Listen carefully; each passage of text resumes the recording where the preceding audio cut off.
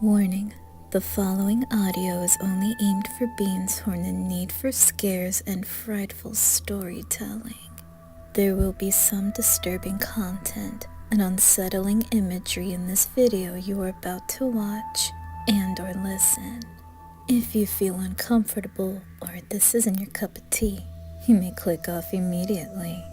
However, to the ones who are staying, go right ahead and get all cozy in your blankies, plop in your headphones, turn off the lights, and enjoy this story.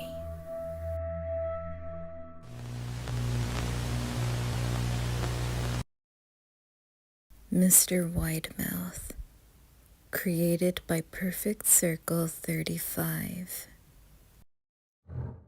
During my childhood, my family was like a drop of water in the vast river, never remaining in one location for long. We settled in Rhode Island when I was 8, and there was remained until I went to college in Colorado Springs. Most of my memories are rooted in Rhode Island, but there are fragments in the attic of my brain which belong to various homes we had lived in when I was much younger. Most of these memories are unclear and pointless, chasing after another boy in the backyard of a house in North Carolina, trying to build a raft to float on the creek behind the apartments we rented in Pennsylvania, and so on.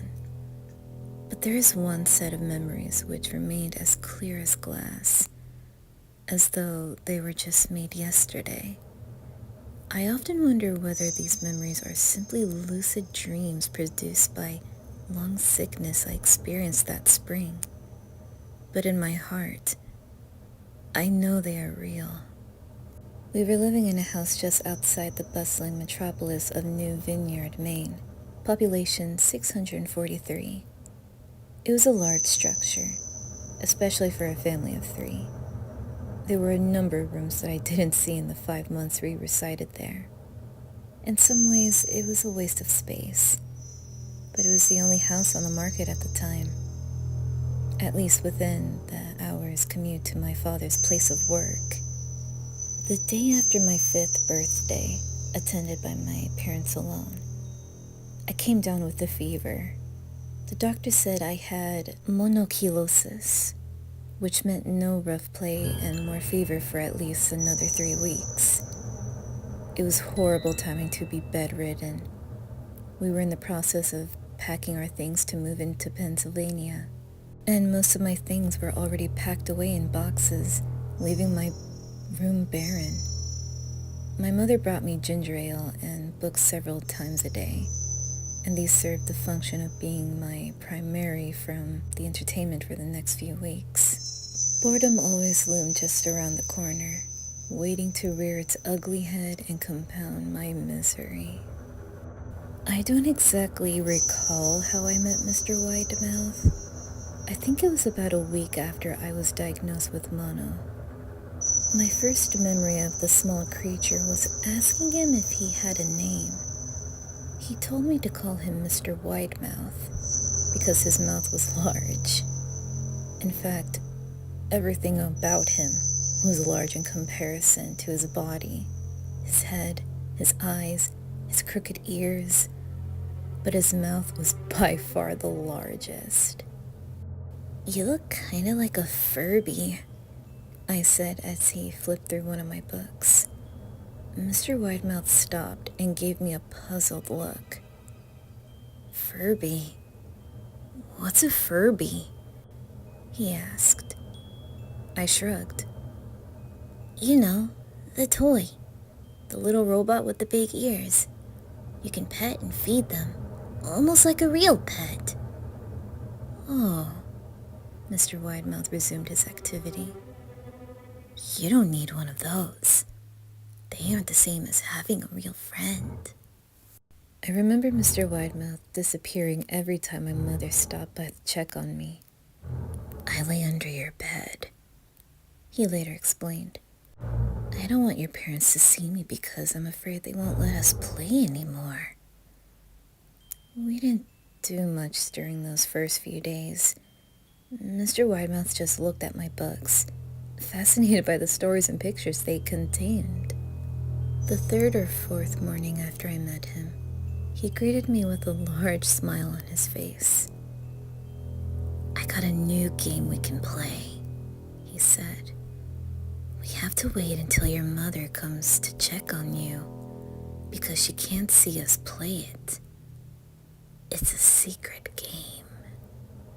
After my mom delivered more books and soda at the usual time, Mr. Widemouth slipped out from under the bed and tugged my hand.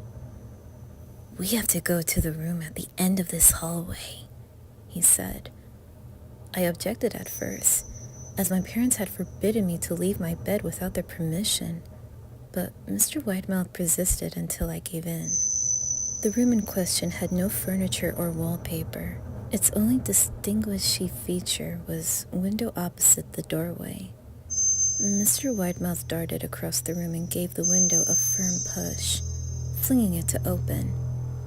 He then beckoned me to look out at the ground below. We were on the second story of the house, but it was on a hill, and from this angle the drop was farther than 2 stories due to the incline. "I like to play pretend up here," Mr. Widemouth explained. "I pretend that there is a big, soft trampoline below this window, and I jump. If you pretend hard enough to bounce back up like a feather, I want you to try." I was a 5-year-old with a fever, so only a hint of speculonism darted through my thoughts as I looked down and considered the possibility. "It's a long jump," I said, "but that's all of part of the fun. It wouldn't be fun if it was only a short drop. If it were that, you may as well just jump on a real trampoline." I toyed with the idea, picturing myself falling through thin air only to bounce back to the window on something unseen by human eyes. But the realist in me prevailed. "Maybe some other time," I said. "I don't know if I have enough imagination. I could get hurt." Mr. Widemouth's face contorted into a snarl, but only for a moment. Anger gave way to disappointment. "If you say so," he said. He spent the rest of the day under my bed, quiet as a mouse. The following morning, Mr. Widemouth arrived holding a small box. "I want to teach you how to juggle," he said. "Here are some things you can use to practice before I start giving you the lessons." I looked in the box. It was full of knives. "My parents will kill me!" I shouted, horrified that Mr. Widemouth had brought knives into my room. Objects that my parents would never allow me to touch. "I'll be spanked and grounded for a year!" Mr. Widemouth frowned. "It's fun to juggle with these. I want you to try it." I pushed the box away. "I can't! I'll get in trouble! Knives aren't safe to just throw it in the air." Mr. Widemouth frowned, deepened into a scowl. He took the box of knives and slid under my bed, remaining there the rest of the day. I began to wonder how often he was under me. I started having trouble sleeping after that. Mr. Widemouth often woke me up at night, saying he put a real trampoline under the window. A big one. One that I couldn't see in the dark. I always declined and tried to go back to sleep. But Mr. Widemouth persisted. Sometimes he stayed by my side until early in the morning, encouraging me to jump. He wasn't so fun to play with anymore. My mother came to me one morning and told me I had her permission to walk around outside. She thought the fresh air would be good for me, especially after being confined to my room for so long. Ecstatic, I put on my sneakers and trotted out to the back porch, yearning for the feeling of the sun on my face. Mr. Widemouth was waiting for me. "I have something I want you to see," he said. I must have given him a weird look, because he then said, It's safe, I promise. I followed him to the beginning of a deer trail, which ran through the woods behind the house. This is an important path, he explained. I've had a lot of friends about your age. When they were ready, I took them down this path to a special place. You aren't ready yet, but one day, I hope to take you there. I returned to the house, wondering what kind of place lay beyond that trail. 2 weeks after I met Mr. Widemouth, the last load of our things had been packed into a moving truck. I would be in a cab of that truck, sitting next to my father for the long drive to Pennsylvania. I considered telling Mr. Widemouth that I would be leaving, but even at 5 years old, I was beginning to suspect that perhaps the creature's intentions were not to my benefit, despite what he said otherwise. For this reason, I decided to keep my departure a secret. My father and I were in the truck at 4 a.m. He was hoping to make it to Pennsylvania by lunchtime tomorrow with the help of an endless supply of coffee and a 6-pack of energy drinks. He seemed more like a man who was about to run at a marathon rather than the one who was about to spend 2 days sitting still. "Early enough for you?" he asked.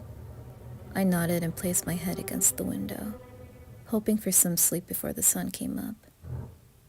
I felt my father's hand on my shoulder. "This is the last move, son. I promise.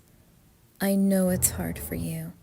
As sick as you've been, once Daddy gets promoted, we can settle down and you can make friends." I opened my eyes as we backed out of the driveway. I saw Mr. Widemouth's cellulites in the bedroom window.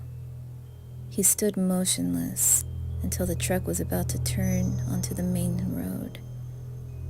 He gave a pitiful little wave goodbye, steak knife in hand. I didn't wave back. Years later, I returned to New Vineyard. The piece of land our house stood upon was empty, except for the foundation, as the house burned down a few years after my family left. Out of curiosity, I followed the deer trail that Mr. Widemouth had shown me. Part of me expected him to jump out of from behind a tree and scare the living bejesus out of me, but I felt that Mr. Widemouth was gone, somehow tied to the house that no longer existed. The trail ended at a New Vineyards Memorial Cemetery. I noticed that many of the tombstones belonged to children.